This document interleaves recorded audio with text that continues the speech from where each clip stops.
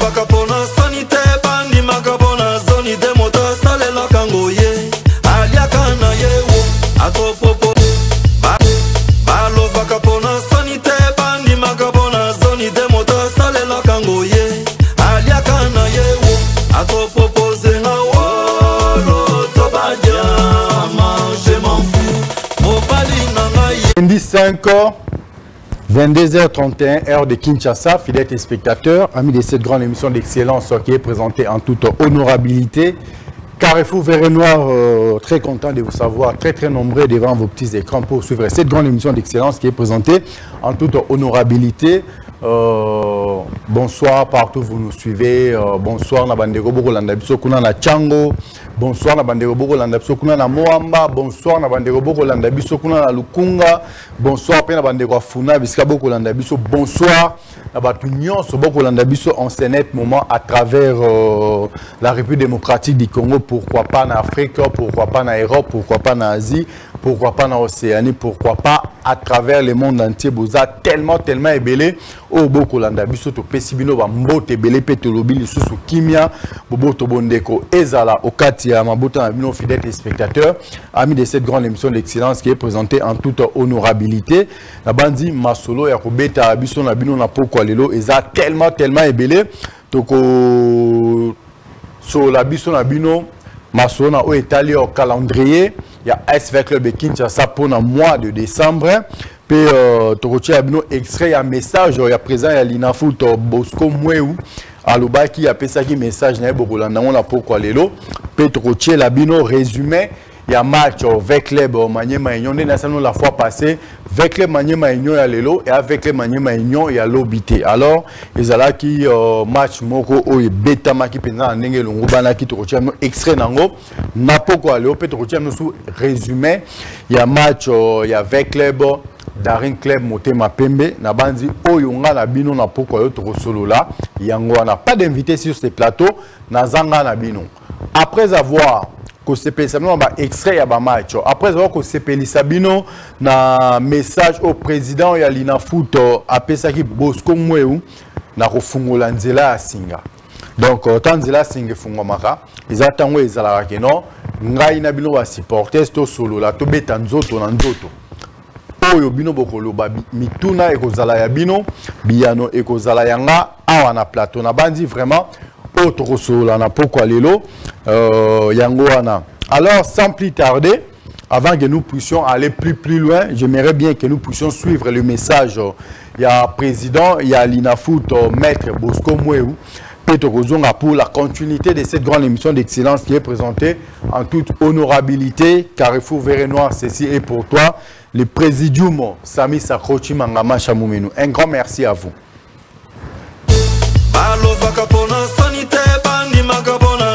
Déçu, c'est une déception pour moi. Il y a des sanctions qui vont tomber. Il y a de mise en garde. Et j'en appelle au club davantage d'encadrer leurs supporters. Le football est un sport codifié. Le football est un sport de principe. Et parmi ce principe, c'est qu'il n'y a que 3 résultats. Vous perdez, vous gagnez, ou faites match nul. Ce n'est pas normal qu'on descende sur terrain, qu'on menace l'arbitre. On me dit qu'il y a même des avocats qui font ça. Dans tous les cas, nous avons des images. Les sanctions vont tomber par rapport au club, mais les personnes qui sont rendues coupables de ces faits là-bas, nous allons non seulement les interdire d'accès au stade, mais nous allons les poursuivre aussi pénalement. Parce que ce n'est pas possible ça. Ils véhiculent une mauvaise image de notre pays, de notre football. Et ça, c'est inacceptable. Ce n'est pas normal que quand vous gagnez, vous dites c'est vous qui gagnez. Et quand vous perdez, c'est la faute à l'arbitre. Il n'y a pas longtemps qu'avant-hier, j'ai vu le deuxième but de Japonais qui a sorti les Espagnols. Mais si c'était ici, on allait tuer les gens. Alors qu'ils ont là-bas la VAR ou c'est le VAR, c'est pas comment, qui démontre que la balle était quand même sortie. Mais on n'a tué personne là-bas. Et pourquoi ici c'est un problème? Les arbitres sont des humains, ils peuvent se tromper. Et jusque-là, les arbitres se comportent très bien. C'est seulement les gens qui veulent à tout prix gagner leur match. Et comme ils ne supportent pas la défaite, ils viennent causer le trouble. Il y aura des matchs à huis clos qui vous seront décrétés là-dessus. Il y a des équipes, s'ils ne font pas attention, nous allons pratiquement, comment dire, sanctionner très sévèrement.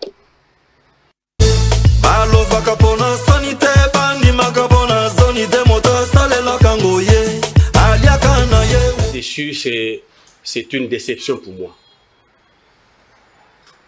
Il y a des sanctions qui vont tomber. Il y a de mises en garde. Et j'en appelle au club davantage d'encadrer leurs supporters. Le football est un sport codifié. Le football est un sport de principe. Et parmi ce principe, c'est qu'il n'y a que 3 résultats. Vous perdez, vous gagnez ou faites match nul. Ce n'est pas normal qu'on descende sur terrain, qu'on menace l'arbitre. On me dit qu'il y a même des avocats qui font ça. Dans tous les cas, nous avons des images. Les sanctions vont tomber par rapport au club, mais les personnes qui sont rendues coupables de ces faits là-bas, nous allons non seulement les interdire d'accès au stade, mais nous allons les poursuivre aussi pénalement. Parce que ce n'est pas possible ça. Ils véhiculent une mauvaise image de notre pays, de notre football. Et ça, c'est inacceptable. Ce n'est pas normal que quand vous gagnez, vous dites c'est vous qui gagnez. Et quand vous perdez, c'est la faute à l'arbitre. Il n'y a pas longtemps qu'avant-hier, j'ai vu le deuxième but de Japonais qui a sorti les Espagnols. Mais si c'était ici, on allait tuer les gens. Alors qu'ils ont là-bas la VAR ou c'est le VAR, je ne sais pas comment, qui démontre que la balle était quand même sortie. Mais on n'a tué personne là-bas. Et pourquoi ici c'est un problème? Les arbitres sont des humains, ils peuvent se tromper. Et jusque-là, les arbitres se comportent très bien. C'est seulement les gens qui veulent à tout prix gagner leur match. Et comme ils ne supportent pas la défaite, ils viennent causer le trouble. Il y aura des matchs à huis clos qui vous seront décrétés là-dessus. Il y a des équipes, s'ils ne font pas attention, nous allons pratiquement, comment dire, sanctionner très sévèrement.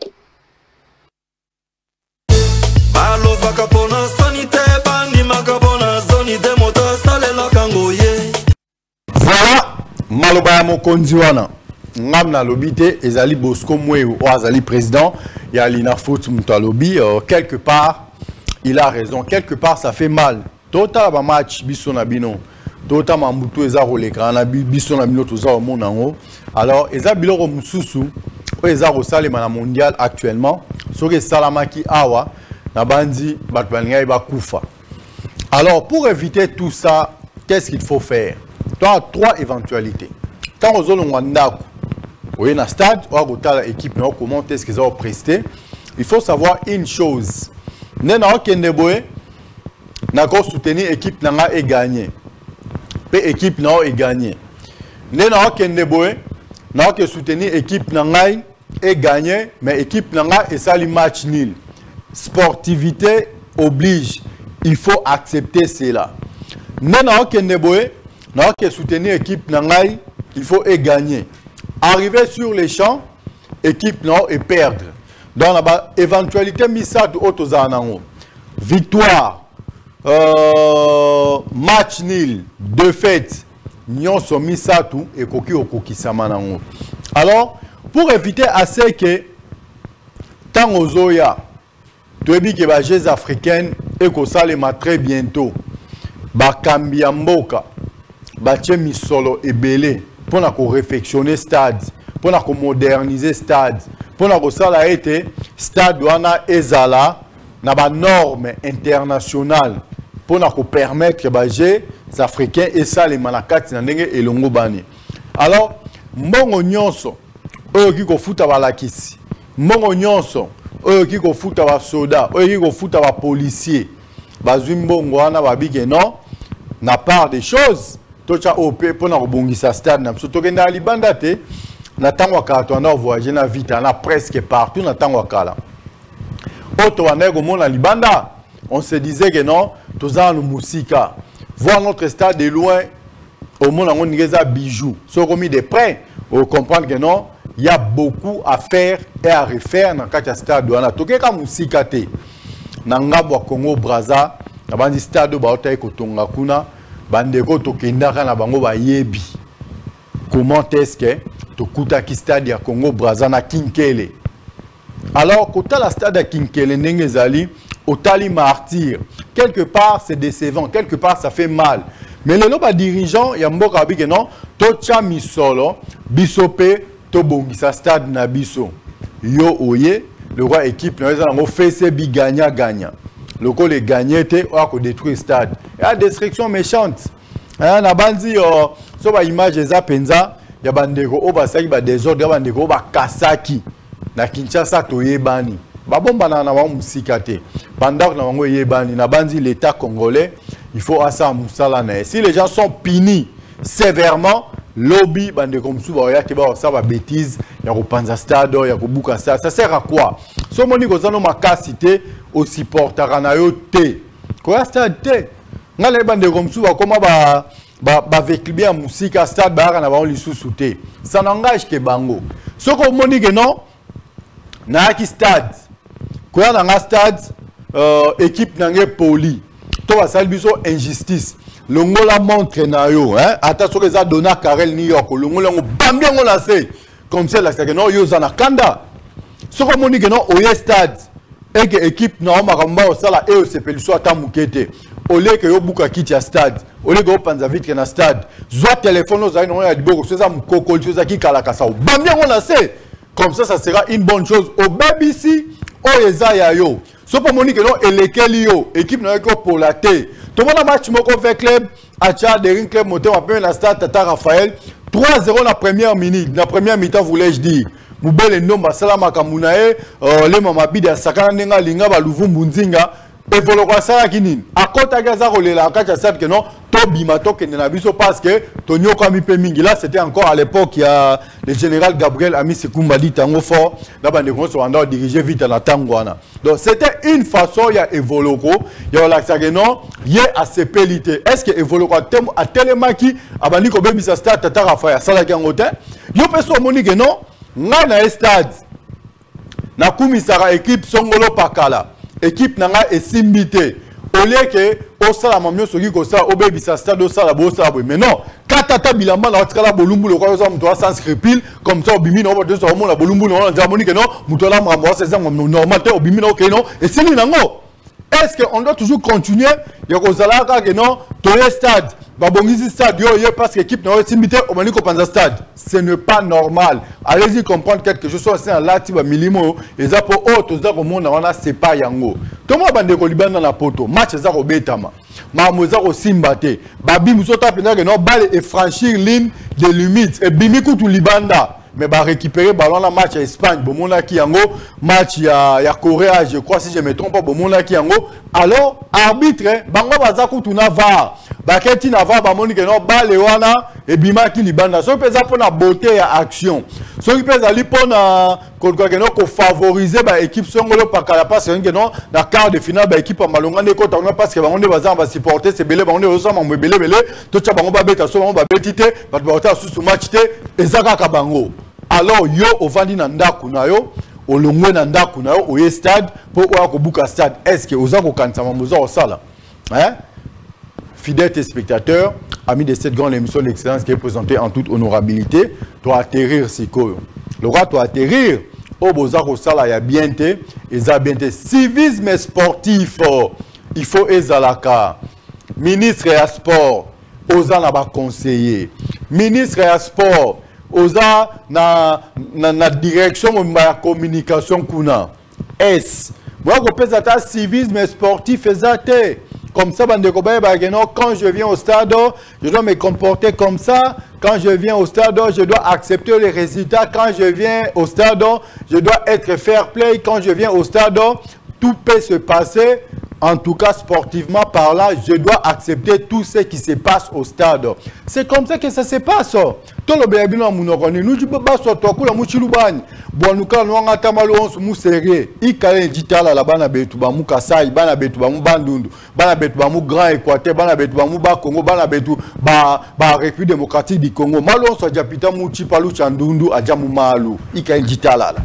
So moni cop eza ko simbate bo tchena se obi que non ah lelo hein to koki na bisoté total match avec club na Maniema Union a dominé avec club du début jusqu'à la fin to tchema ina muno côté mais na suka na ngoni nezalaki avec club a cotissé loko moko tonga et vandi nye cop vidé bato ba que non avec club azobeta te non c'est la manière de jouer de l'Est avec le Kinshasa actuellement.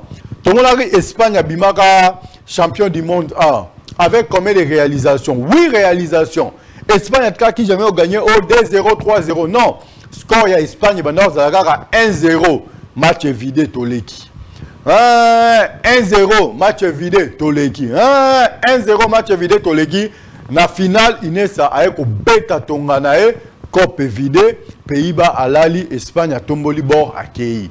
Alors, ceux qui l'ont fait club, ont gagné 1-0. Et ça m'a bêté. Est-ce que 1-0 cote ici 0 points? Toi 1-0 cote ici 1 point? Non. 1-0 et cote ici 3 points. Tout ça a évolué. 1-0 il y a lobby et ça qui l'ont fait club a un premier dans le classement. 1-0 il y a lobby et ça qui l'ont Maniema Union abimana 0 point. 1-0 à lobby et c'est que nous avons vécu bien, bah jubilé bah yemba. Lorsque vous avez vraiment na veille, est au coluka au soutenir équipe nayo, to vous avez non avec club, alors ça va résultat bien té. To gagner la compétition africaine, tirage au sort et go sale manango, so tirage au sort et salami, là beaucoup on a la mingi mambwa, goal à virage. Mais jusque là 1-0 na biso za ko permettre que non biso to za la kaka premier 1-0 na biso za ko sala que non avec club avec bien baza ko se retrouver na bandi 1-0 et là ngo liso monter balobi so va gagner 2-0 quelque part ça peut faire très mal au bi 2-0 na banda ko remonter score na égaliser après na luka lisusu na bakisa pour na gagner mais tongelo ngwata bato baza na misumine o ba kotaka na samai babi maramna oloba bato bana misumine o ba kotaka na forêt équatoriale be maramna oloba bato baza na misumine o ba ebi ke non kango ba nzoko kuna ya grand bandundu babimaka ba telemika liboso wana pour tout le monde na nango lisusu te alors bon dima score il y a 1-0. Mieux vaut jouer mal et gagner à la fin à la place de jouer un foot champagne et perdre à la fin au 88% en possession à ballon. Combien au Topola qui est 1-0. Oh, mais à quoi sert 88% en possession à ballon au Yozoaki? Et on a aussi na bana veya balobi to sepelaka na otoza na ngona maboko otoza na ngona maboko eza 1-0 na ils ont permettre que nous muke avec les bazar que ne muke avec les bazar poussana ce que na ba 1-0 na soti na suka ndenge to rozwa tout puissant Mazembe Anglebert le 11 décembre to dit tout puissant Mazembe Anglebert à la Kinshasa 1-0 Mazembe Tikali avec les va continuer le 15 décembre to dit Lupopo à la Kinshasa 1-0 Lupopo Tikali avec les bazar okende.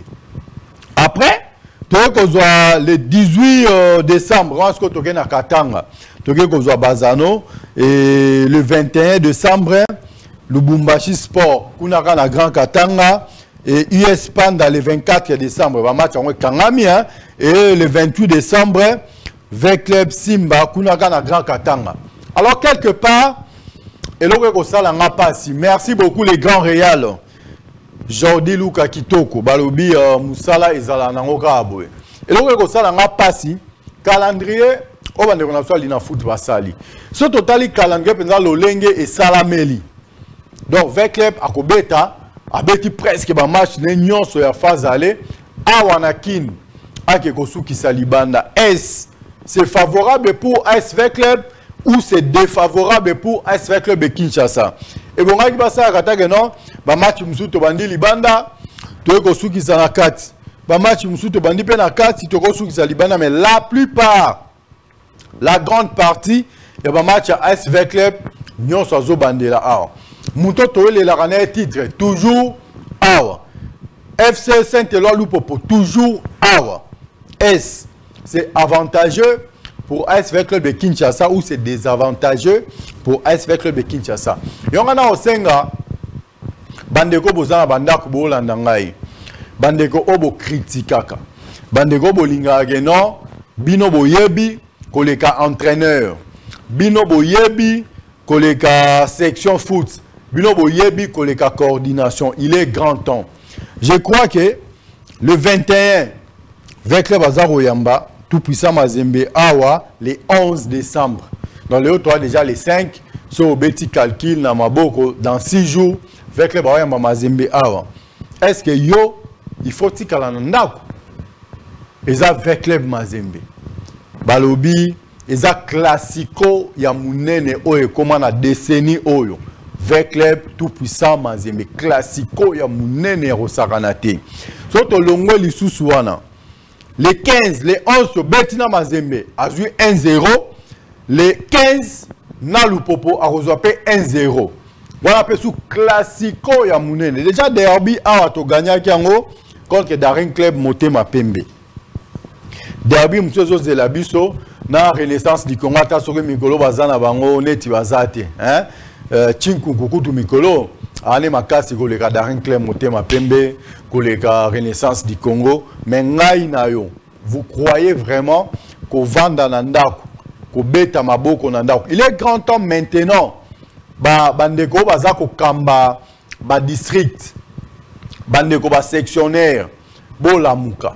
So bolamuki, et vous allez, et là, on voit bien, les 11 on a bota que non stade a polé les ninga nango polé les mikolo. Est-ce que malonga penze ko sale maboli Mazembe ninga ya kata Mazembe ya na mutuna tout puissant Mazembe Nglebe ko aye. Il faut bato bazaki lobi na match à Maniema. Ne baza na match à Mazembe. C'est décevant. C'est décevant. Na habité Moussala, ya ba coordonnateur, ya ba district ezanini. Na habité Moussala, ya ba président ba section na ba sous-section ezanini parce que stade ezoto ndakate. Torobeta les 11 na Mazembe. Torobeta les 15 na Lupopo. Beaucoup retourne sa stade douanate. Mais bon, on attend héritier quoi le 25 à retourne sa stade douane. Est-ce donc on comparer une institution le roi avec club na ba individu.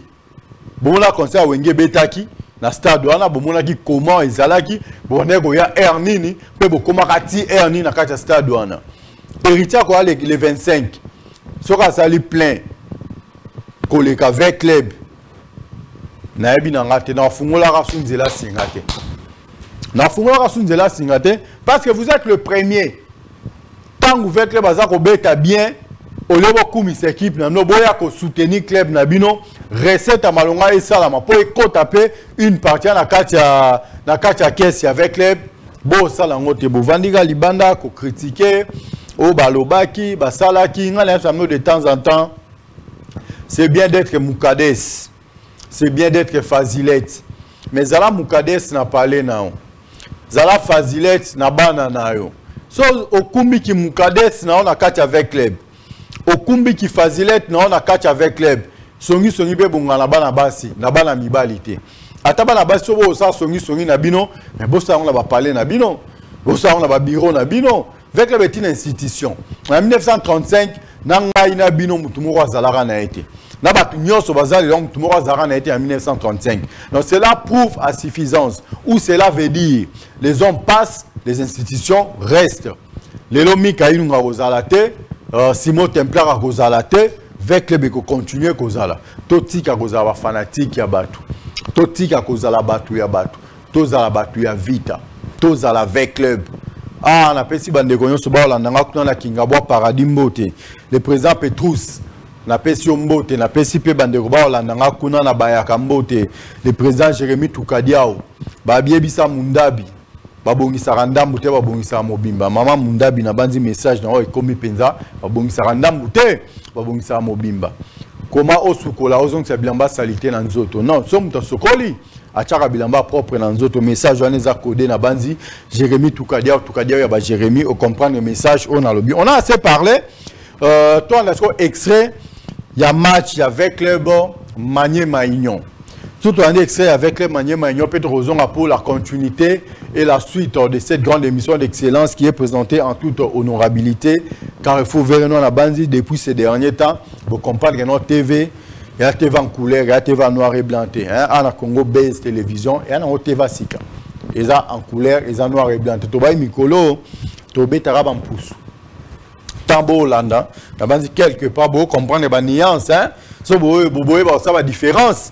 Il y a un peu bien. Vous voyez, ça va différence, il y a un peu bien. Papi tonde, papi pi départ. Nabandi quelque part aux sentir non ah ma soleza à beba na nenga mukete le très cher Saint-Père Papidi premier Mikailunga les motivateurs de tous les motivés les vainqueurs de tous les dangers ah kumbela masoloka nenga lobaki babito la musakwa ngolu nzo sauter les ranko de la forêt et par na mpusumabe alors tout landa extrait ya match il y avait club Maniema Union peut pour la continuité de cette grande émission d'excellence qui est présentée en toute honorabilité. Ceci est pour toi le présidium Sami Sakrochi Mangama Chamoumenu. Un grand merci à tous les véhiculiens qui sont branchés en Sénète Moumassi Congo Bezo Télévision Balobi chaîne en tout cas na ebinangate babi kalamingité kalamingité Balobi chaque samedi de 23h à 6h du matin. Ambiance à gogo. Équipe à costaud, le lobby présentateur il y a costaud, maramuteza costaud, donc il y a mabe na nenga muketo eza avant goût. Donc chaque samedi de 23h à 6h, hein, lobby ambiance à gogo, ngala bino nzoto na nzoto. Bocha ba café na mneza rango déjà pembeni, ba thé na bino zara déjà pembeni parce que e banda yinda na nenga mukete babi équipe eza très costaud, maman surtout préparer qu'on a nenga longo bani pour répondre à besoin. Il y a des téléspectateurs qui ont un sport, qui ont un ambiance à gogo et pas un ambiance à gogo kaka. Toi, on a extrait, il y a un match avec les Maniema Union pour la continuité de cette grande émission d'excellence qui est présentée en toute honorabilité. Carrefour Verre Noir, c'est pour toi. Le présidium Sami Sakrochi Mangama Chamoumeno. Un grand merci à vous.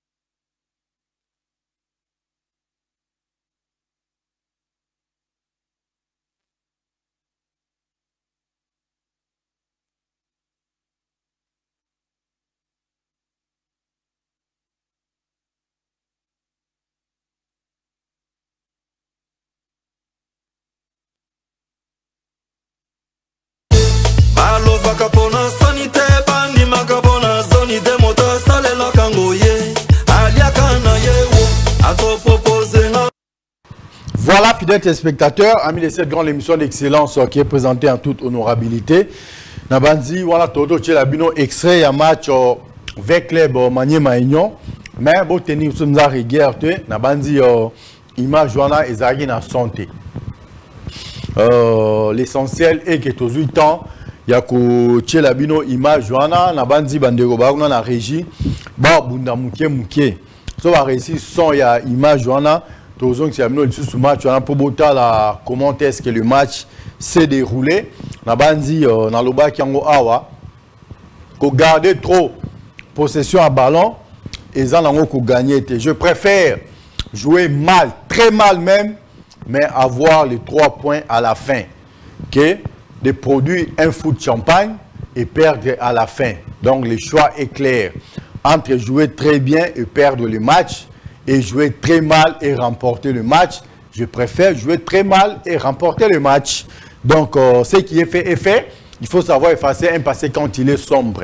Donc, total à Liboso, total à le présent. Le présent, ils ont entraînement, ils ont Salema. Le présent, ils ont au dirigeant, ils ont Kanissa et projeter l'avenir. Ils ont match là, les 11. Vecleb a joué hier. Et Vecleb va encore jouer les 11. Mais sur total, ce qu'on a calendrier, ils ont Kende.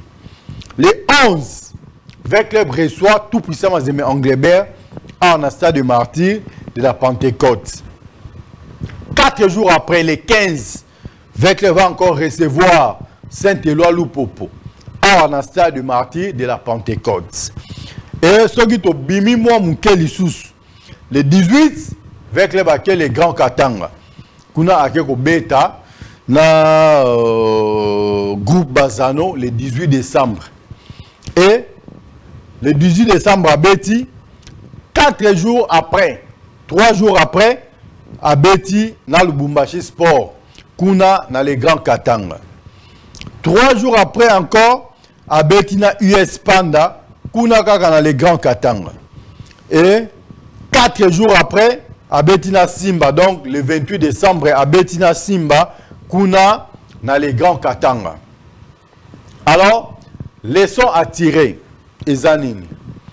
So, talibien, la plupart, il y a un match à Minene, Vecleb à Betiango, phase aller, à Kinshasa, Vecleb à Gosuki Salibanda. Alors, qu'est-ce qu'on doit faire maintenant? Ce qu'on peut faire, il y a bien. Eza, ba problème na biso to zalaranango ba querelle na biso to zalaranango to salango libanda to mimona 4 et avec l'ebté ngana sepela raso côté stade au senti que non ba supporter avec club baza ko yemba na Moscou na baza ko entonner au senti penza que non ba risque na Moscou ba yemabe so ba tali Ukraine maratro ba tali Ukraine maratro Ukraine ezanine Ukraine les a DSMP, Ukraine les a tout puissamment Zeme Anglebert, Ukraine les a Saint-Éloi Loupopo, Ukraine les a Renaissance du Congo, Ukraine les a Rangers et la grande Russie dans Moscou les a Vecleb. Il y a autre sein là-bas na vea, bolata na nu milimo. So bolati milimo, bozongi ndenge to zalara kala. Et le banango monsieur le sénateur Denis Kamba et Chimbumbu. Milimo ya kopwana. Donc milimo ya kopwana o latina molimo nyama obike non neto kendeboe ebeba ebonga avec les ba o gagner. Et là on a sepela na ba supporter c'est avec club bolata na bino milimo à fair play. Avec club a pola. Avec club a gagné. Avec club a ça la match nul, avec bien à kasaka lisu souté. Avec bien ba inkilkae notion ya fair play na 4 civisme sportif et quota na 4 minutes ba ya na ve ya babi que non ndenge to kende tout peut arriver, on peut gagner le match, on peut faire un match nul, on peut perdre le match. Donc voilà ezali milimo o e quota et pas ya bana ve. Donc bana ve vraiment ça na plaisir à ingénieur Bestier Luka Kitoko balobi son à son.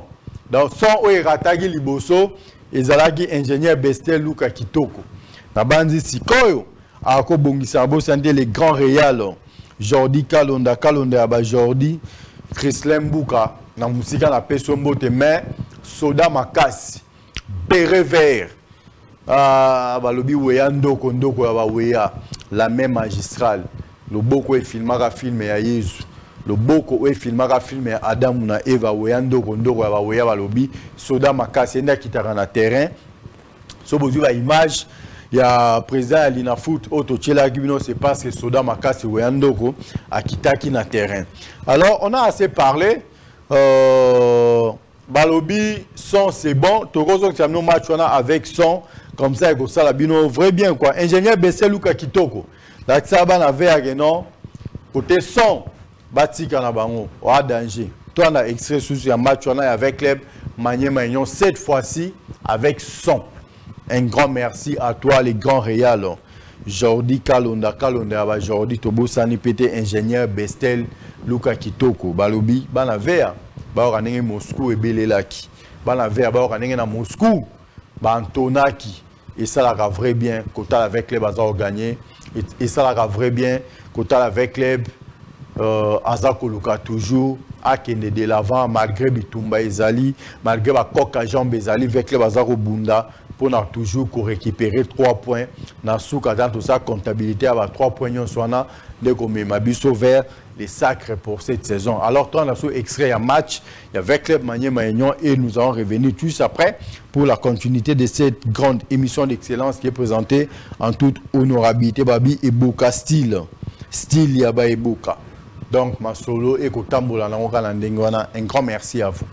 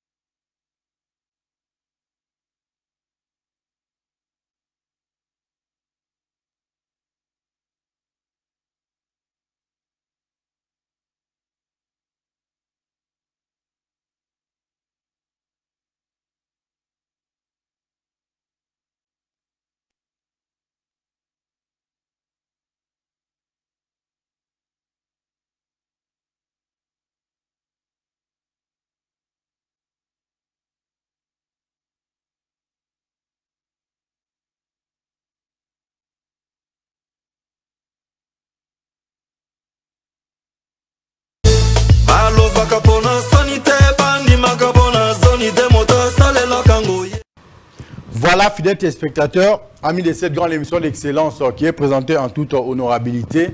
Nous avons dit que nous avons dit foot, nous avons dit que nous avons dit que nous avons dit que nous avons dit match wana batinda on a ndengenyo so Samson donc moi rosala kindoki ezate to sali tout to me rosa kindoki bon kindoki simbika te hein roi kindoki simbika te balobi les grands Réal Jordi Kalonda ba Jordi Balobi ingénieur Bestiel Luka Kitoko abeti libanda na habité loboko nzambe oyandoko soto sa ndenge nini ma o salamise qui fait l'essentiel to tchemno extrait à match bomoni un beau but, un joli but, un but anthologique o c'est ça qui bana à tout.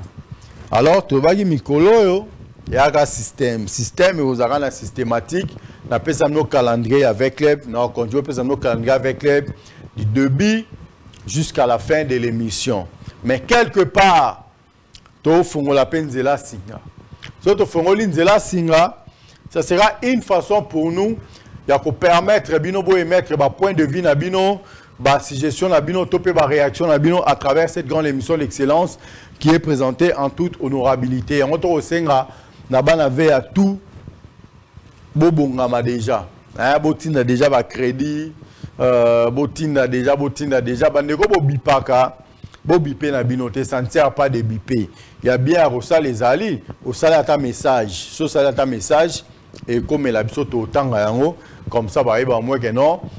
Jérémy Toukadia okuna na ngiringiri akomaki. Mama Emily Munda bikuna na bayaka akomaki. C'est comme ça que les choses doivent se faire. La place que vous attend, il y a banda ko bipé biso hein. To saranate quand même. To sa musala muninga pas to sa musala nao et kozala ele omora bien mais non préparé bino déjà bon milenge là na ba parler. Chaque samedi na Congo Best Télévision awa to bando bana nous na 23h59 tena 6h ma solo nga na bino nzoto na nzoto. Nous allons parler de tout sauf rien. Ça sera une façon pour nous ya rola musabino. Babi ah bana baboya tongo etana na sama bele mulunge. Jordi Luka Kitoko. Jordi Kalonda ba Jordi na moni na sangisi kombo na ona ya Bestiel na ba kisi makasi. Babi bana baboya tongo etana na sama bele mulunge. Kuna kopo masangi ezala raté. Kuna milinga shisha pe ezala raté. Oh climatiseur et kotara lango pété. Alors et c'est la vie tango za na bomoy. Donc émission na biso ya samedi na bandi ça sera chaud. Une façon pour nous ya kota la kata banda kuna bino. Un grand merci à notre directeur Jérémy Maïkadi. Balobi béton armé blindé parce que ma solo beta maki. Ma solo la maki. Babi solo la li solo ba soli ça bien. So soli si li solo te. On peut ba soli ça bien et vous allez tes parenthèse hein to fongoli na biso to kangi. Ya motuya ezara les 11 avec le de Kinshasa tout puissant Mazembe Anglebert. Les 11 avec le de Kinshasa tout puissant Mazembe Anglebert. Le 11 décembre hein. Le 15 décembre avec le de Kinshasa Saint-Éloi Lupopo. Le 18 décembre Bazano avec le de Kinshasa. Il faut savoir nuancer. Quand je parle de Vekle de Kinshasa, tout puissant Mazembe Anglebert, cela veut dire que Vekle va recevoir tout puissant Mazembe Anglebert ici à Kinshasa. Quand je dis Vekle de Kinshasa, Saint-Éloi Lupopo, Vekle va recevoir Saint-Éloi Lupopo ici à Kinshasa. Quand je dis groupe Bazano, AS Vekle de Kinshasa, donc groupe Bazano va recevoir Vekle Kuna Nakatia Grand Katanga. Quand je dis Lubumbashi Sport, Vekle de Kinshasa, donc Lubumbashi Sport, à Koyamba avec club kuna na Grand Katanga.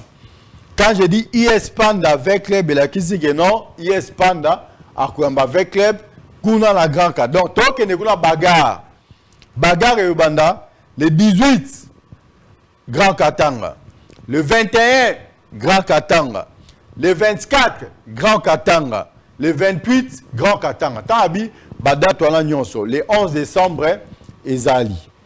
Le 15 décembre, le 18 décembre, le 21 décembre, le 24 décembre, le 28 décembre. On les a calendriers chargés avec les. Il faut noter, tant au fêté kaka, la base de tirage au sort un de ces 4 matins, le goal est raté qui n'en donc un de ces 4 matins tu vois bah avec les barres en la poule nine il y a une autre distraction hein tu tiens au pembeni tu vas soutenir l'équipe Nabiso alors pour la côte sabino c'est comme moi Mikamissine Nanzoto la Mikamissine est une force qui vous pousse d'aller de l'avant donc pour la côte ça moi Mikamissine Nanzoto Nabino na sepeli toi na so extrait à match il y a avec club Daring Club Motema Pembe là il y a les sons quand il na foot ça qui côté dans le match total là il y a Maniema Union il na foot amela qui sont à ça il peut bien parce que bien boire à stade tant boire maquiller la stade donner ça nos plaisir on est aux dans stade mais bokima na no stade comment nous soutenir la équipe to tata au tout na race en moi non na boni moi na aliaki boni moi na amelaki mais moi na misu au genda hotel a été et on n'a pas avec bien beau ça non beau sundoa na nouvelle avec le ballon à match stade pour les avec le ballon à match moins de 5000 avec bien ballon bah côté l'équipe na ballon est-ce que voilà pendant l'action non ils a Vita Club de Kinshasa to ils a V-Sport surtout que V-Sport et on attend à Kala et on a va supporters bazara et BT V-Sport ils a une équipe où ils a le roi branche moro avec club et on a bien V-Sport mais vous avez supporter c'est Mabouilou pour ça supporter c'est Mabouilou ça se comprend vite on va à stade match pour les match stade pour les est-ce que c'est normal bon le bisanga les conquêtes vite on va à stade match pour les nous on a kanda la bino bokima no stade les sectionnaires notre président Petrus est-ce que section paradis à la karato Koufa président Mimelenge ça pas une parcelle sans ASV Club et Zalaka Rato et Tkalaka Lisolo. Les défenseurs de l'ASV Club, Marcelin Moukouba, Yo Penza de ce côté-là, son assangi, son paradis, n'a pas une parcelle. La Rumi Moutouma, mais parce que la seule section où ils ont défendre couleur avec les valablement Siko, excuse, ils ont le défenseur de l'ASV Club. Parce que Bango Mou Jimou et Komounana. Avec club côté ça obéta système en dundu kumpala mujimu eza kolanda parce que score eza obima on les a ya moko bolali d'abord na parler beau comprendre que non les très chers c'est un peu pas dit premier mika inunga les oiseaux à moi trop on grâce na kanda et moi côté ici ba vitesse le quoi les très célèbres Jack Kilunga étage à Souka babi toujours dans nos cœurs les très célèbres Jack Kilunga étage à Souka balobi nzambe ana kaka ebi mais Nalobi tout le bagi moi trop hein toi on a extrait un match avec club na Daring Club Motema Pembe extrait un match avec le Daring Club Motema Pembe na senyango pona le président Sami Sakrochi Mangama Chamou Menoise ali un grand véclubien na bosani na ngate président avec club Mokambo président avec club Mokambo on a la grand katanga ta soki ba pola kilobi ils en ngoka masolo hein président avec club Mokambo balobi ya na kama mbuyaka ya kana ngoka mais tolobeli avec club Mokambo petro weyandoko mais ba retomber to mona raté c'est pas grave toi on a extrait un match avec club Daring Club Motema Pembe so tozongi bato fungoli nzela singa comme ça to permettre bino pour émettre un point de vue dans nos suggestions, nos réactions à travers cette grande émission d'excellence qui est présentée en toute honorabilité. Alors, sans plus tarder, avec club, Daring Club, Motema Pembe, c'était le derby quinois. Alors, on a Katia Kisasa, avec club, Nika qui sous Tongara, Moko, Ndenge Manyema Nyanzouaki, Ndenge Daring Club, Motema Pembe. C'est comme l'Espagne. Tant on a champion du monde en 2014, c'était comme ça. Donc, 1-0, 1-0, Ratoza, les canals l'essentiel. 3 points Zaro Kota et comme la finale il y a tant tonga moko trophée Tombouami Espagne qui oh oui bi marqué problème exact mais oui bi marqué on a abimela un champion du monde alors on a extrait un match avec club Daring Club Motema Pembe un grand merci la bande de Rognon so boza bobandi déjà le roi boza bipé hein mais bo bipé té le lobo benga ko bengande et ko sala bien merci beaucoup.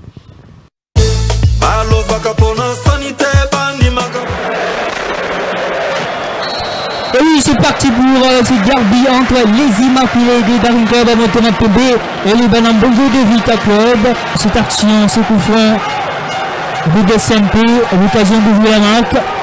C'est donc Wiki Toulongue qui s'élance, envoyé par le gardien Hugo Farid. Ça sera le corner pour DCMP. Exactement, il a mis aussi de la force et surtout le plus important c'était déjà d'aller chercher à surpasser les murs. Mido y aller dans son couloir de prédilection. Mido, le centre de Mido. Rien de spécial sur ce centre de Mido. Cassereto de récupérer, lui qui a voulu chercher ce grand point. Perfect de Maouf Tchakei. Bouy Kalenda devant Mido. Bouy qui accélère. Bouy dans la surface. Et bien de Bouy, attention, Pantou et lui qui enchaîne. Attention avec Cassereto qui prend dans le parage. C'est dégagé par Kossin d'ailleurs. Il va beaucoup s'installer dans la moitié du terrain de FKT de Kinshasa. Ikengalombo Capella. Ikengalombo. La frappe d'Ikengalombo. Au-dessus de la barre transversale. Dernier geste c'est bien combiné côté de SMP. L'accélération elle est bonne. Ikengalombo Capella qui a cherché un bien à Mondidi. Mais la balle a traversé cette ligne. Kassamba. Et Bunga Simbi. Et Bunga qui demande le centre de Bunga Simbi. Cette tête de Medinante Montpellier, mais bien sauvé par un Kosinader. À la mi-temps, ici au stade de Martyr, zone partout entre les Danglars et Thomas Pembe et Vita Club. Les bandes de Levou-Dinga, boxé par Farid Ouedago, enchaînement. Le joueur du Lac Moté Makumbi qui sera sûr de commettre des fautes mais un peu loin. À cet angle est-ce possible? Il a bien visé le soupirail, mais ce n'est pas cadré Marou. Qui va lancer un bouton aussi Peter. Peter qui accélère dans la surface. Peter qui est dans l'axe. Attention, c'est Baron qui traîne. Medinante Montpellier qui n'est pas trop bien positionné. Il traîne encore. La passe de Montpellier à Elimpadou. La faute d'Elimpadou stoppée par Lomboté avec quelqu'un fort de Moscovie. Exactement, mais quelle montée surtout de Peter Mutomossi. Les murs. Wiki Toulongue qui s'élance. Le ballon de Toulongue renvoyé par le gardien de Faïd. L'animation de Bouy Kalenda. Pour Merveille Kassamba. Kikasa qui perce. Pour Marouf Tchakei. La faute de Marouf. Incroyable à ce but. Le ballon bien placé dans le soupirail. Marouf qui permet à Vita Club d'ouvrir la marque dans ce 189e derby de l'histoire. Marouf Tchakei, l'homme de la situation de Vita Club. Mais quel but de Marouf Tchakei dans ce match. On a trop peu vu dans ce genre d'occasion. Frappe enchaînée de cette manière, le contrôle, la frappe enchaînée, il prend la bonne information de la position d'Hervé Lomboto et derrière, quelle frappe caviar presque pour Marouf Tchakei qui porte l'Vita Club de Kinshasa dans ce match, un but qui restera gravé dans le mémoire de ce derby. On va forcément revoir ce très beau but de Marouf Tchakei qui cherche le soupirail. Marouf Tchakei, mais quelle frappe faisait les murs. Wiki Toulongue qui s'élance, le ballon de Toulongue renvoyé par le gardien de Faïd. L'animation de Bouy Kalenda pour Merveille Kassamba. Kikasa qui perce. Pour Marouf Tchakei. La faute de Marouf, incroyable à ce but. Le ballon bien placé dans le soupirail. Marouf qui permet à Vita Club d'ouvrir la marque dans ce 189e derby de l'histoire. Marouf Tchakei, l'homme de la situation de Vita Club. Mais quel but de Marouf Tchakei dans ce match. On a trop peu vu dans ce genre d'occasion. Frappe enchaînée de cette manière, le contrôle, la frappe enchaînée, il prend la bonne information de la position d'Hervé Lomboto et derrière, quelle frappe caviar presque pour Marouf Tchakei qui porte l'Vita Club de Kinshasa dans ce match, un but qui restera gravé dans le mémoire de ce derby. On va forcément revoir ce très beau but de Marouf Tchakei qui cherche le soupirail. Marouf Tchakei, mais quel frappe fuyant et surtout beauté dévié un tout petit peu par Hervé Lomboto. Sous cet angle on le voit très bien. Faiblesse sur cette action parce qu'il prend le dessus L'occasion intéressante de SMP. La tête de Mpiana, on dit. Sans danger. Surtout, quelle grosse frappe. Regardez, il va chercher sous la barre. Malheureusement, la main ferme de Farid sauve l'AS Club de Kinshasa. Et le ballon directement dans cette zone d'égalité de Vitaclo. Heureusement, Rodrigo a fait son job. Et heureusement que Farid se jette sur ce ballon pour empêcher... C'est bien combiné Kangalombo pour sauver cette balle. Il trouve à peine en Kaseka le centre d'Apenom. Le ballon qui traite dans cette surface. Mousinga comme un beau. Mousinga qui frappe. Attention, ce n'est pas fini. Akram surchargé. L'arbitre ne signale pas de faute sur Akram Boginga. C'est un peu, voulais-je dire. Là, on voit cette action de Mbouika Lenda. L'action de Mbouika Lenda. Et derrière, et Tekiyama qui loupe ce caviar. Il n'était pas si très loin d'apporter ce deuxième but. Regardez. La tête de Tekiyama, il s'arrête complètement. C'est plutôt... Il fait mal avec la passe de Mbouika Lenda pour Elim Pandou. Elim Pandou, qu'est-ce qu'il va faire? Il contrôle la balle. Pandou, il écarte de l'autre côté à merveille Kikassa en bas. Devant Nido, allez. Kikassa devant Nido. Le centre de Kikassa. La tête de Tekiyama Agiti qui n'est pas cadré. Ballon. Abenom Kaseka a bien trouvé le centre d'Apenom. Attention avec cette tête ratée. La balle qui traverse de l'autre côté. Pandou qui accélère. Un Pandou, pourquoi pas déceler le sort de SMP sur cette action. Et une Pandou qui pénètre. La passe de Pandou. Attention avec ces gestes de Tekiyama Agiti. La fin de ces derbys quinois. Avec l'homme l'emporte. Pour la 56e fois.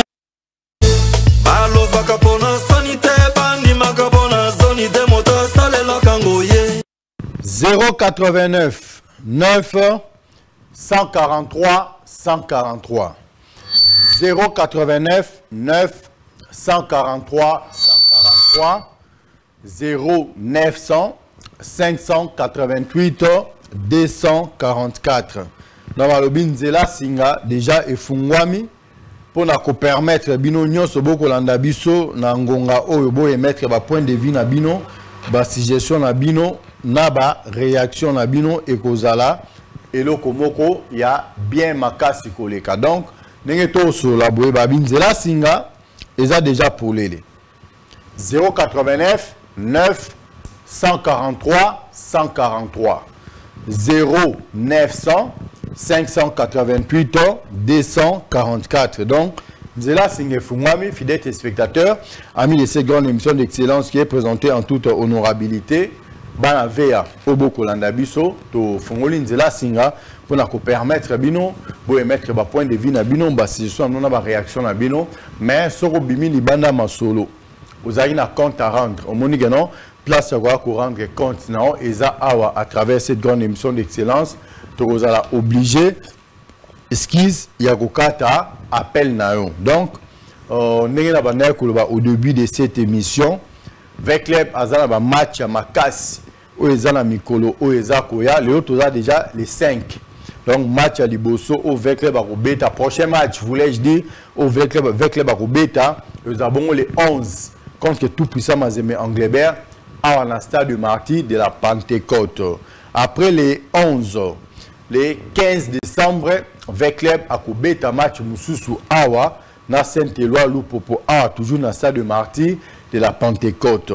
Après le 15 décembre, le 18 décembre, avec club à Kouzwa Pepo pour Akende Kobeta. Donc je crois que ce sera, après match le 15, ça sera entre les 16 ou les 17, avec club à Kolongwakin pour Akende Kobeta, na groupe Bazano, Kuna, na Grand Katanga. Et après le 18, à Kobeta na Lubumbashi Sport. Kaka Kuna na Grand Katanga, à Kobeta Kuna le 21 décembre. Après le 24 décembre, à Kobeta na US Panda. Kuna na Grand Katanga. Après à Kosilisa Kuna na AS Simba le 28 décembre. Donc, nous avons mis là. Noël le 24 décembre avec les Barosa obligé à Robeta Kunana US Panda le 28 décembre à Robeta Kunana Simba pour Azonga je crois à fêter na bande ko batikali kotoyo à Wanakati Kinshasa la capitale. Donc autres qui na ngoya koloba ya motuya na pourquoi lelo vraiment ya ngwana to fongo déjà nzela à Singa. Donc so bandi ko benga na 089 9 143 143 tokoyamba yo obengi biso pe na 0900 588 244 tokoyamba yo babi donc allo est parti, allo est venu à Rosaraka toujours allo donc moi nazo botama vous déjà comme on est eza allo. Alors tozala pour na Rosela déjà ba appel na bino on est dispo ya ko répondre na ba suggestion na bino na ba réaction na bino topé na ba point de vue na bino nyonso kanengo bongiseli en tout cas question nyonso koya eza na réponse nango ici il y a pas les tabous. Donc, na bandeko boko landa biso partout. Boy bagenon, le très cher Saint-Père Papidi, premier Mika, il est le motivateur de tous les motivés, le vainqueur de tous les dangers. Asia Fongolin Zela Asinga. Kuna, Ivander Mario Zala Kimia, na ko zwape temps, ya ko yamba appel na yo parce que nga za na plateau. Alors, liboso Koti. Allô? Allô? Voilà, allô est parti. Nabandi bandeko oyo. Bozako benga biso en net moment. On est déjà dispo hein. Bon yamba ba appel na bino na banzi. Allô liboso akotaki. Téléphone na sa ki pe ba grimace na. So téléphone na sa ba grimace na to sala ko boni to zawana pona ko yamba balobi 089 9 143 143 eza premier numéro. Voilà. Alors liboso Koti. Allô? Allô? Allô, bonsoir papa, comment on a nos bengi biso wapi? Bonsoir Kade Rotukim, la bengi appartient à la commune à l'unité. Pardon? La bengi appartient à la commune à l'unité. Oui papa, comment on a on? Son Kade Rotukim. Ok, olobi boni papa. Envie que vite à match Hollande. Après le match qui Kalibanga a gagné en union, il y en a encouragé les joueurs à motiver. La présidente a bien dans les salles ça là quand tu vas tactique car et dit à on libanga que c'était. Merci beaucoup Ndeko. On a encore posé une question moko. Ah. Vite aza o gagner boya stade Teponi. Pardon? Vite aza ko gagner bozoa stade Tepona nini? Ah, voilà, moi, par contre, quand on est équipe, on a dit dimanche, on a tout bon moment. Je ne peux pas match, on a trouvé là, on a ticket. Ok, merci beaucoup. Ok. Un grand merci. Nabandi Ndeko, Oya Bengi aza bref. Bossa le roi Ndeko Bengi. C'est un soro Bengi oza bref, pe oza précis. Au lobby, yo za nango besoin, en tant que véclibien et que ça penza vrai bien. Babi 089 9 143 143.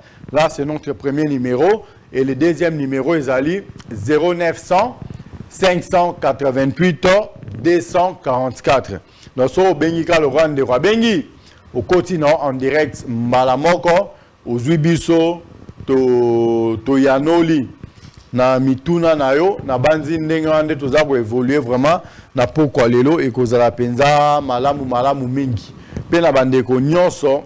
Obokolanda biso kuna na Kingabwa Paradis où est le président Petrus Yaza Rolala très souvent tobi yem ta fongola ranzela asinga balobi allo est parti allo est arrivé le premier allo 089 9 143 143 le deuxième allo 0900 ndekwaza kokota voilà allo Koti. Allô? Allô, bonsoir. Allô, bonsoir. Bonsoir, papa. Comment on a nos bengi biso? Bonsoir.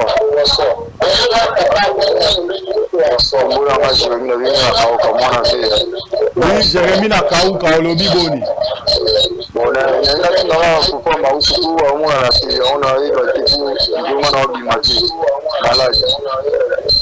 Ok.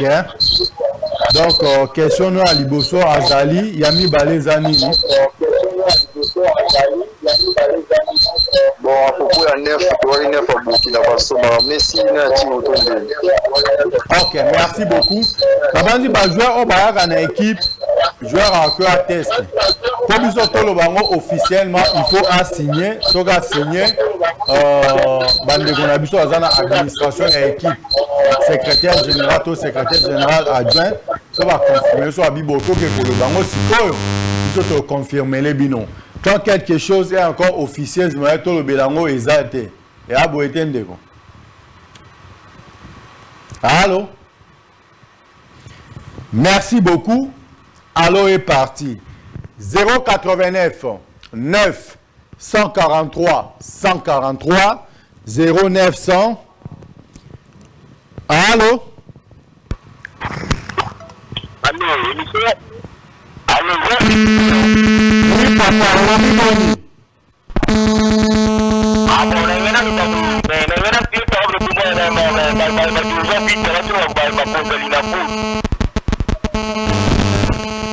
déjà vite à la salle nini?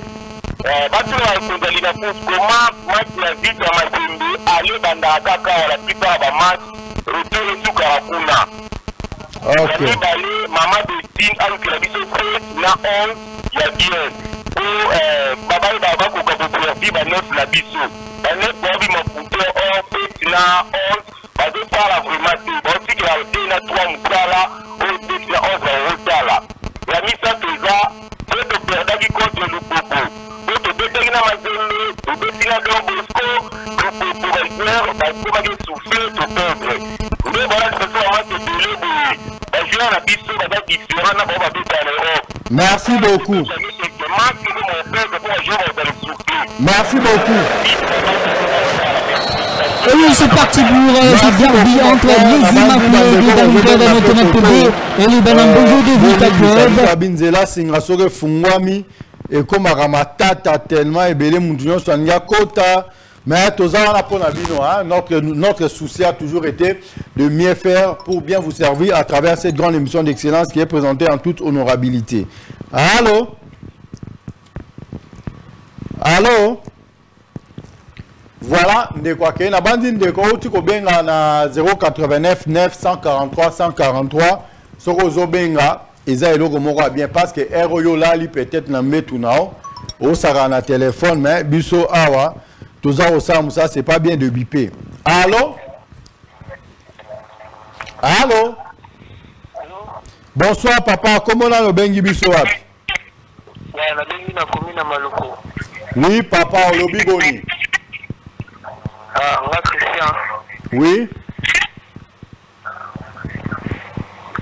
Ah, c'était la vie vraiment que la match que j'ai na mani manio. Oui. Au CP là qui te pour la ligne. Ouais, mon fonctionnement est mieux du terrain. Ok. Merci beaucoup. La bandi, mieux vaut jouer mal. Gagner un match que de jouer un foot champagne net au manier ma bêta qui a perdre. Vous comprenez, hein? Donc, il faut, on a beaucoup plus besoin. Il y a des résultats. Il y a foot champagne. Tu es au Cani, papa? Vous êtes satisfait? Oui, il avait satisfait. Merci beaucoup. Toi, Mande comme tu passes au côté Takuna. Allô? Vous comprenez que biso abo kanzate que tu boyo yambabino, eza ba appel, eza kokota et belemba moko les réseaux est tellement saturé ou les réseaux sont tellement saturés que les amis balé hein. Oazo benga koto abengi koto donc soko zi chance à kokota tozio allô? Allô? Allô? Moza na émission to land out. Oh kaote. Allô? Oui, allô, bonsoir papa. Comment on a le bengi biso wapi? Comment on a Jérémy na bengi bino à partir ya Selena Plaza. Ok, olobi boni papa Jérémy. Ah, na lobi pona o Italie ba match wana na landi yango te ba match équipe kobeta mikolo ezo ya wana na opesa. Mais yango to chela bino. Ba match o ti kobeta to ba match o kobeta ma. Allô? Saba. Malobi, ozana besoin ba match o ezo beta ma yango to cheli bino déjà parce que to raté match ata moko te tous les matchs avec les babeti to chela bino yango. Net lelo to cheli bino match ya Maniema Union petit match à Daring Club Motema Pembe sur match à GSK Yangwa les Olekana. Aux gens a besoin d'un programme, il y a un match au fait que va gober ta Nicolesa Koya. Hein? Après le match, vous avez un match. Voilà, après match Oyo, dimanche le 11, V Club tout puissant Mazembe Anglebert. Le 15 décembre, V Club Saint-Éloi Lupopo à la Kinshasa. Donc, à Betty le 15, ne va voyager. Qu'est-ce qu'on a grand Katanga Kuna Bako Betala Bazano le 18 et le 21 va Bettina Lubumbashi Sport, le 24 va Bettina US Panda et le 28 va Bettina Simba après Bazoni Kinshasa. Au Sepeli. Allô? Voilà, alors est parti. 089 9 143 143. C'est notre premier numéro. 0900 588 244. C'est notre deuxième numéro. Je m'excuse. Dans son niveau, les gars en direct. Oui, mettre point de vie, non. Si je suis en auto-réaction, non. Ils ont un numéro, les a affichés. Dans ces habitants de Biké, Nabino. Mais, il y a Motouya, ils sont en Yobenga. Poto zoyo malam, toto capté au malam. Il faut s'éloigner, moi, mouké. La poste récepteur na auto bengi etandoike to télévision parce que soko yo kangi télévision au kanisi na ko serrer télévision de to yo ko bien wana nde obomi kutu masolo pour moi to ko susu bien et ko zala teza moi musika ya etandoike na yo o bengi o émettre point de vue na suggestion na auto réaction na yo. Allô? Allô est parti. Ah ndeko. O vani no ka bo sentiment na o bipé na o.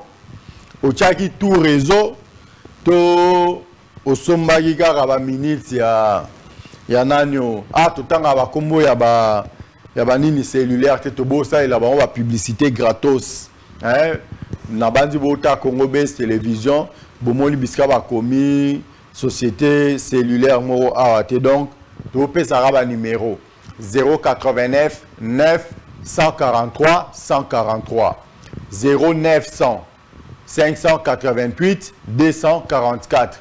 On les a numéro mi baleto au sein na plateau. Donc sur au bengi biso au passé en direct ou mettre point de vue na yo suggestion notre réaction on a bandi président Mbasi. Il y a avec club Mokambo Tobosa ni pété li sous le président Lewis Ngandwe. On les a battu ya Weyandoko. Donc depuis tout notre avec club Mokambo Makele l'épée. Bon on a la carte. Allô bonsoir. Voilà, alors est parti. Si on a une minute à Moukier, on a place à bipé, on a besoin de bipé, et ça dans nos propriétés. Quelque part, le numéro est éthique là. Prochainement, tu as une voie normale. Tant que tu as un baboutou, tu as un retour en question, oh non, problème, ni boy. Si tu as un numéro, tu vas répondre. Bon, non, parce que pendant l'émission,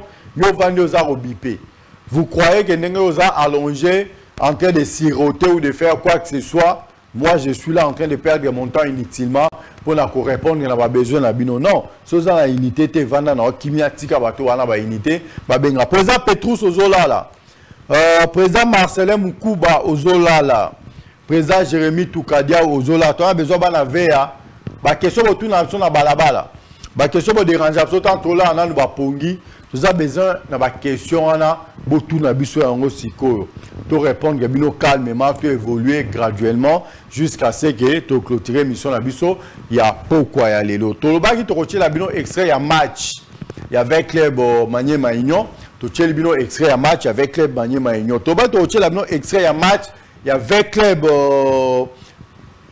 Daring Club Motema Pembe, tu as un extrait un match avec Club Daring Club Motema Pembe, tu as un extrait, il y a un message, il y a présent à l'INAFoot. Vous voyez, présent à l'INAFoot, il était dans tous ses états. Parce que au binobo sala, ils ont normalité. Comment est-ce que ceux qui sont poli, ceux qui sont match nul, bon, on pense à stade. Autant les matchs en Espagne, ballon Libanda va récupérer, bango bazana var. Mais Biwana, va valider yango. Botali match à Corée. Allô? Allô? Allô? Bonsoir papa, comment on a le bengi biso wapi? Allô? Allô? Allô? Na évité celui téléphone homme des un problème topé à biso pour na olio ba minute té obligé ya kokata yo. Merci beaucoup d'avoir appelé. Na bandi Bogota la mondial ndenge za robetama makambo ezoleka na mondial wana bomoni bisika ba supporters ya équipe Songolo to Pakala ba yembangu kokata kopanza to ko détruire ezate mais yo olongwenda kunayo au stade du martyr stade wana eza en plein chantier baza ko bongisa on pona ko yamba ba jeux africains no kite jeux africains ne ko kende libanda parce que ba stade malunga ezate et ta ba dirigeant ba tali wa bige non to cha misolo to bongisa martyr to bongisa 20 mai comme ça et permettre bisopé depuis la nuit du temps. Depuis que la RDC a été République d'Isaïe, depuis que la RDC a été République du Congo, jusqu'au jour, depuis que la RDC a été République du Congo, ce qui est indépendant, ce qui est Congo belge, Botkala Yamba, manifestation à Mounene, à Wanambokate. Bocha Amino, Tochaki Biloko à Mohamed Alina Forema, non combat du siècle, non, Tochango Pemben. Événement ni Mounene sportif et Salema na kati mboka oyo. En tout cas ba konzamboka ba bundi ba réussir ko arracher le ko Jeux africains ba nango na mboka. Jeux africains na mboka et ko kota mission na caisse à l'état. Jeux africains na mboka et ko tekisa image à République démocratique du Congo. Mais kaka biska ba Jeux africains ko Salema bino wani ko détruire ba stade. Bo détruire stade parce que bo poli. Bo détruire stade parce que beaucoup ka quitté. Na ba yango awa. Mieux vaut ko beta foot champagne foot ya salité foot lotoko au gagner que ko beta foot champagne au poli. Au possession des ballons 88% score au topolagi 1-0. Au ça na le romoroté. La bandi président ya Lina Foot maître Bosco Mweo ndengo lobiana soki ba sanction makase kwei. Ba match betami à huis clos. Kalaka to ndako mona so fait club ba cette moindre pépin yoka sanction. Mais comment ba équipe ozo ko panzalelo boka sanctionner bangote. Donc c'est l'équipe, c'est le club on va ko sanctionner na mboko sévèrement, ils allaient avec club. Na bandi il est grand temps to kamna ba sanction et kwea. Équipe X ba baby saki ba match ko betama à huis clos. Équipe Y ba sala ki ba match na bango to délocaliser yango o le betama na Kinshasa et ko betama na mboka X na aller na retour et ko betama na mboka X parce que bino na Kinshasa wala sportif te besoin mériter te que non botala équipe na no komate qu'ils ont presté ce que bandi ko sale mabongo et ko za penza et loko moko a bien babi 089 9 143 143 0900 588 244. Bon, c'est la tête que yo tantôt banda okende. To komo koma na suka émission neboyamba mwandi ko benga. Yango zela singeza nango polele yo balobi le président Lewis Ngandwe weyando kondoko ba weya lobi ke non ma trop promotion et ko salema makasi pour avec club Mokambo mais retombé 0. Na bosani pété président Mbasi toujours avec club Mokambo. Donc na tangi président, na tangi na vice-président.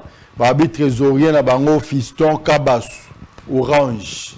Donc ma solo eko simba te côté kuna parce que lobby avec club Mokambo. Ya grand Katanga apolaki na match lobby kuna na contre US Sakana.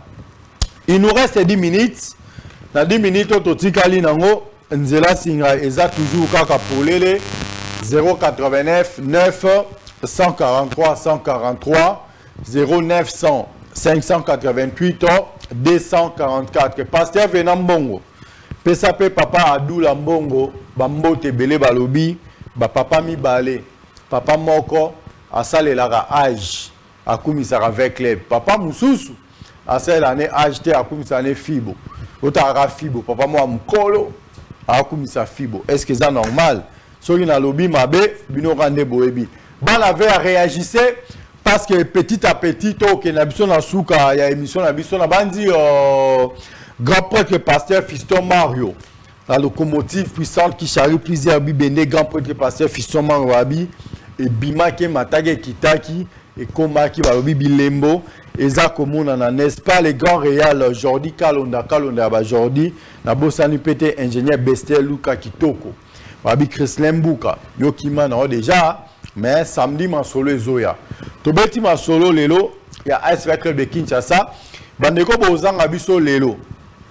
Boze la biso jeudi na heure kaka obolandi biso lelo. Donc jeudi na 21h30 coopération bandi, 1h30 ya ma solo après coopération et si mais mo bangé la événement et Zoya babi chaque samedi de 0h de 23h59 à 6h du matin, ambiance à gogo, babi moutoua qui m'a coûté. Ozan a besoin, bayo kayo. Ozan a besoin obima. Donc, ma solo ezali. Allô? Allô, bonsoir. Bonsoir, papa. Comment on a nos bengi biso wapi? Ma bengi na kankokolo. Oh, mes respects, ma pinga ya mboka. Olobi boni. Manina tuna. Oui. Et puis, Kiama, entraîneur, on a baoka na raté, pour écouter quelqu'un a bien joué mi-temps, na bassistance. Ok. Nabandi, entraîneur, attaque à performance. Il y a joueur. Hein? Pendant ma séance d'entraînement, et mon bassa a capé des camps. Ceux qui jouent à ça pour répondre, nous bien été entraîneur à cause de jamais risque. Il y a un joueur en a terrain. Et Kiama, à outil musique, à récupérer petit à petit au moment opportun à abandonner au banda match. Ça va? Allô? Allô est parti. 089 9 143 143 0900 588 244. Les deux numéros qui sont affichés au bas de vos petits écrans sont au bengi na numéro aux Ubiso. Au PC Makanisi nayo, comme ça, au poser des questions nayo, to répondre aussi, il faut répondre. Il y a des questions où ils sont impertinentes. Moi, je réponds vraiment bien, ils ont raté. Il y a des questions pertinentes. Oh, ceux qui va poser, la mort, on est une des grandes qui posent. Bref, attention à Kati, à Kei, au moins, to PC Mbote, kuna la kankoko, to PC Bandegona, so à Mapinga, bazan la kankoko, ba Mbote, et belé. Donc, ceux qui ont lingi, ou émettre ma canisina, ou quand on numéro affiché, dans ces habitants d'Obiké, ou Benika, mais, il y a Moutoueza, déjà c'est samedi. Lobby, déjà, si tout va bien, pourquoi? Pour dans sports, il y a émission la Bino à Sikaba Lobby, ambiance à gogo. Donc, chez nous, c'est la fête. Chez nous, c'est l'ambiance à gogo. Donc, chaque samedi, de 23h59 à 6h du matin. Et ngaye. Baramboka la Congo Base Télévision Balobi kuna ezui. Donc yaka na mobimba. Soko ye mobimba. So peut yaka mobimba to yanda mute pesa eloko ozwa eloko. Ça va commencer à se passer comme ça, n'est-ce pas Alexis Dick Dikando Boss. Kuna na Kingabo Paradis na bossa noté la peso bambote belé Alexis Dick Dikando Boss Balobi chaque samedi. Vous se préparer car mais rediffusion à émission oh et ben nous allons jeudi na 21h. Ceux qui posent un biso côté la chaîne YouTube, nous mon micro la chaîne YouTube. Boza vraiment très efficace. Ne bozara li bosote kalezaki.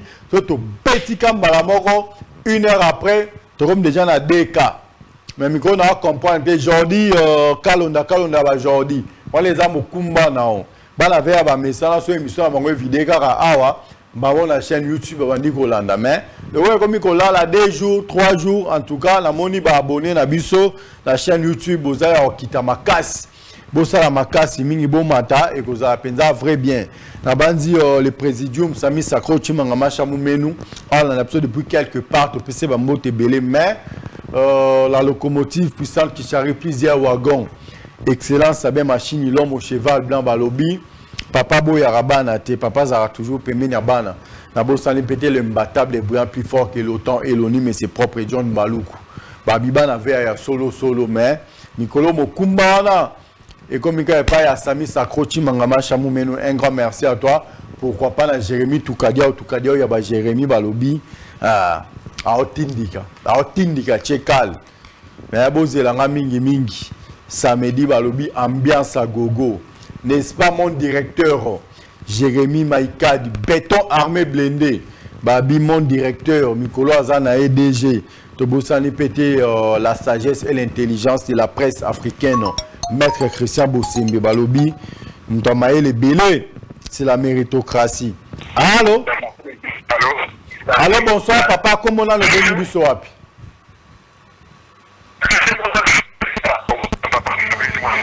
Pardon?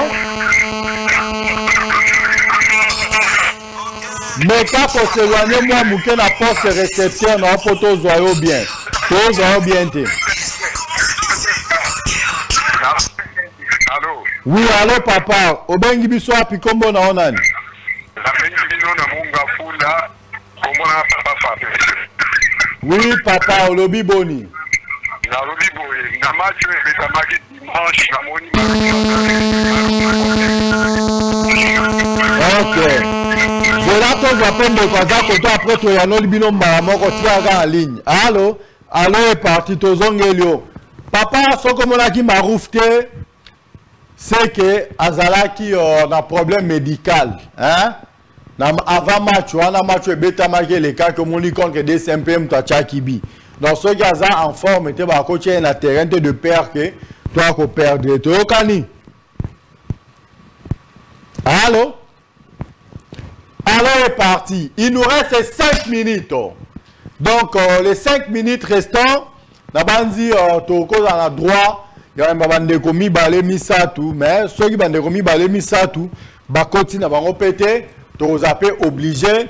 Il y a kokata un peu émission à pourquoi le quelque part na balobi grand prêtre et pasteur Fiston Mario la locomotive puissante qui charrie plusieurs bi bende balobi, donc rupture de stock et mataki et kitaki et komaki, réception à domicile mais grand pote pasteur Fiston Mario masolo kilo toi besoin de comme ça masolo pepele na pepele ça la toujours vrai bien quoi. Donc pour nous récapituler émission à biso pourquoi lelo to pesa no calendrier lina foot. Il y avec les match avec les barobet les 11 tout puissant mazembe Anglebert à na Kinshasa le 15 décembre, Saint-Éloi Lupopo à na Kinshasa, groupe Bazano le 18 décembre. Kuna na Grand Katanga Lubumbashi Sport le 21 décembre, Kuna la Grand Katanga, IS Panda le 24 décembre, Kuna la Grand Katanga, AS Simba le 28 décembre, Kuna la Grand Katanga. Hormis ça, tout ce qui arrive extrait il y a match. Il y a avec club Manier Magno pas zoari Tonganae, n'est dans un club Motema Pemba zoari Tonga, Manier Magno pas zoari Tonganae, Mikola système à Tonga. Bobi histoire à Espagne en 2014. Abimara champion du monde avec 8 réalisations. Et Zanzira avec les Hollande. Malamu Yobanda. Nenge JSK et Bandaki. Ceux qui ont bandi, au moins ils ont chance de faire un match nul. Mais sauf que les bandits ont moko temps. En tout cas, je trop parce que moi, ils ont mis ça et ils ont les suscité. Allô? Bonsoir papa, comment on a nos bengi bisoa?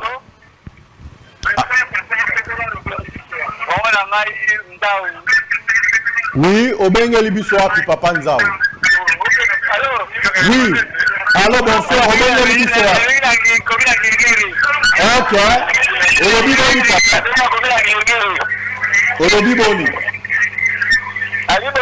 Ah.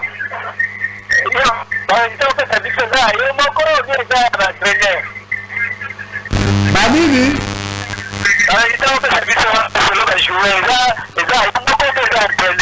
Ah, bah, si tu as appelé à nous, il y a un mot. Et ça y a un mot, papa. Avant, tu y a awa. Tu as temps. Il y a une séance d'entraînement, tu dois échanger na staff technique, tu dois échanger na administration et équipe.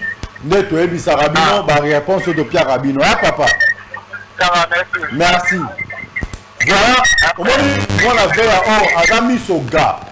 Question impertinente, mais il y a une réponse pertinente. Donc c'est comme ça que ça se passe. Même si une question impertinente, ça ne dérange pas que nous puissions vous donner une réponse pertinente.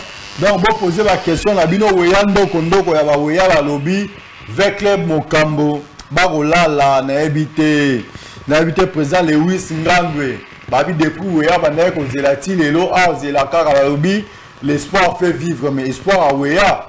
Et comme on a un peu dans ce cas, Jésus revient bientôt. Azonga Negate, Nengemon avec les Mokambo, tu tout ça la Roboni, mais il y a Motouya et Zali chaque samedi de 23h59 à 6h du matin. Votre émission, ambiance à gogo. Ah, Kobe Bamabe. Ndekwa bipeto à côté to éviter. Oh. Deux allo hein.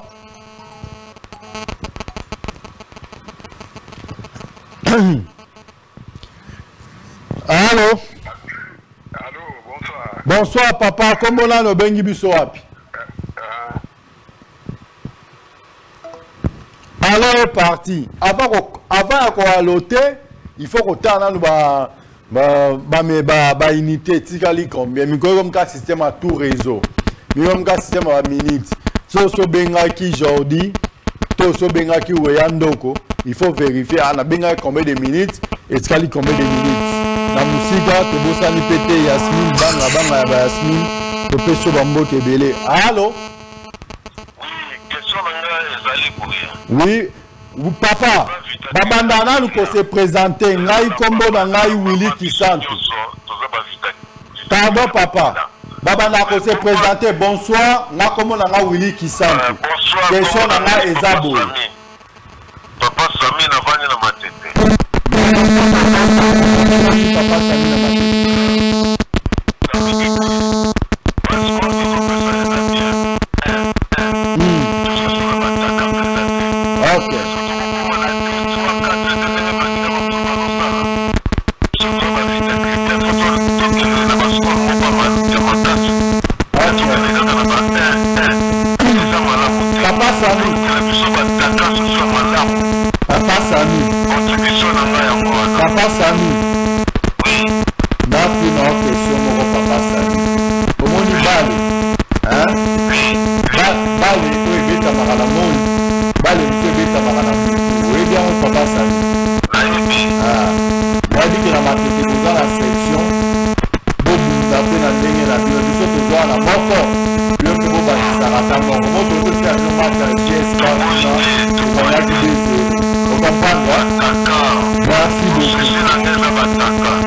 Merci beaucoup papa.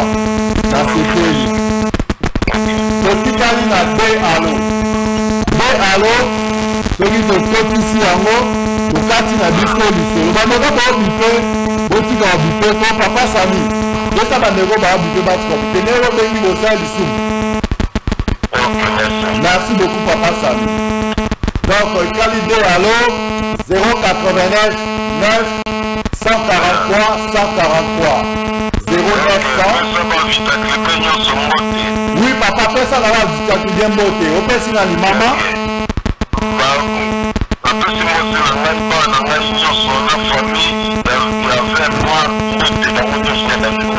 Merci beaucoup, la CP du papa Sami. Mais samedi, peut-être au coup, à 23h59. Hein? Donc, tout ça, samedi à 23h59, tu as tout à 6h du matin. Ambiance à Dogo. Wano l'exalibota mobile pour Yamabango sans problème. Merci beaucoup. Et commis déjà, merci beaucoup papa. Allô? Merci beaucoup papa. Tu as mis de comme sous. Allô? Allô? Allô, bonsoir. Bonsoir papa. Comment on a nos bengi bisoap? Merci beaucoup Mapinga Maekolo. Kande na kauki, monde na kauki. Obi boni. na resté na lobby Ah. Réponse na créer silati. Ok. Vita wana pona nini azala na bagage azala na remplaçate. Ok. Dès à vite, on a ce entraîneur à aligné, c'est que le système DG entraîneur, ton la philosophie entraîneur, à très efficace. Hein? Merci beaucoup. Bandego pere boko talaba alo kabino boka na moi quand tu ça me temps quand ça que bele bonne gola iko papa kai to ba de go azokota appelle ça kota tellement et bele to to ya kana to tikanani ça va na tati komanda Lindalike. Merci beaucoup komanda Lindalike en tout cas na kauti le respect. Merci Mumela. Na leli talaka yo mapinga ma ekolo so libino te mawato.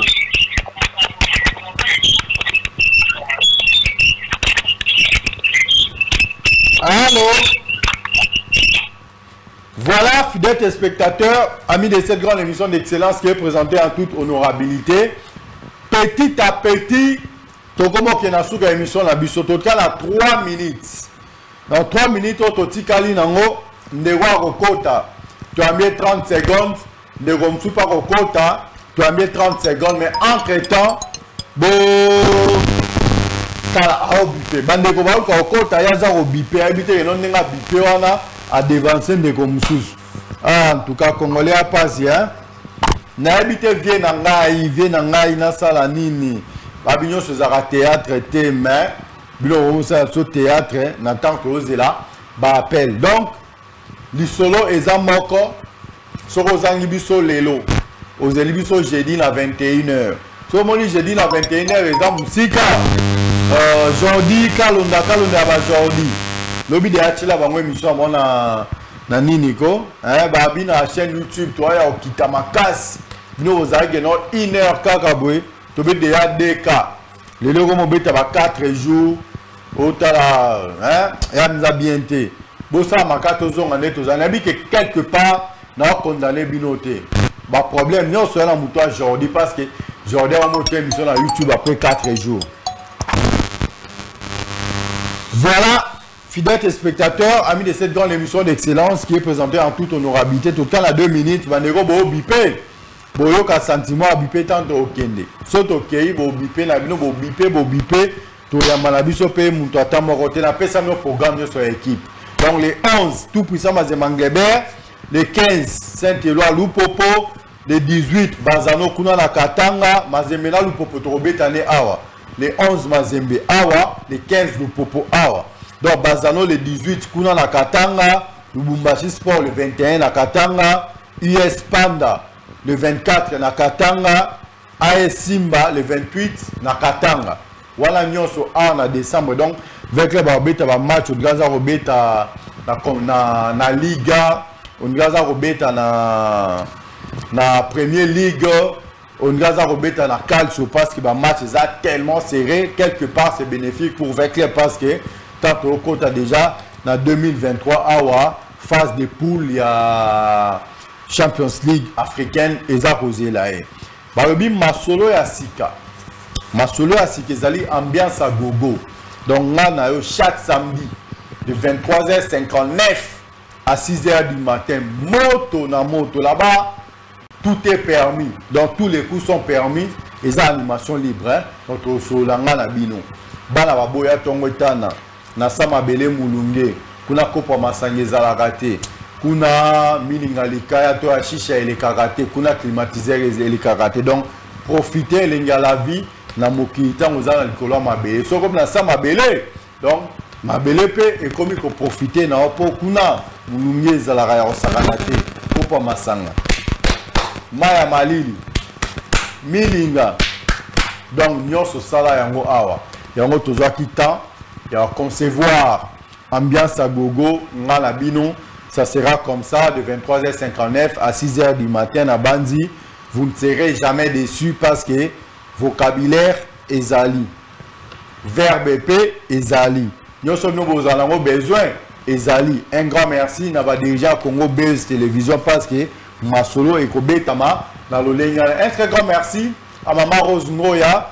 tobosani pété Yasmine banga ya ba Yasmine topesi bambote beye tobosani pété Ivander Mario bambote na yo na nzela singa tozalaki na ingénieur Bestier Luka Kitoko na son pe tozalaki na les grands réals Jordi Kalonda ba Jordi Kreslembuka akimaki mais ba image auto saleli un grand merci na weya ndoko ya ba weya balobi la main de l'Éternel donc le boko e filmaka film Adam na Eva les tout premiers caméramen c'était weya ndoko balobi caméramen amande fois pembe musala nde musala on yepé samedi to banda fozala nae ngana pesa intégralité émission émission pourquoi lelo et pas ya mama Rose Ngoya to bosani pété balobi grand prêtre pasteur Fiston Mario balobi ebimaki matake kitake komaki donc livraison à domicile sans problème mbote pe na yo balobi ndekwa kala azala raté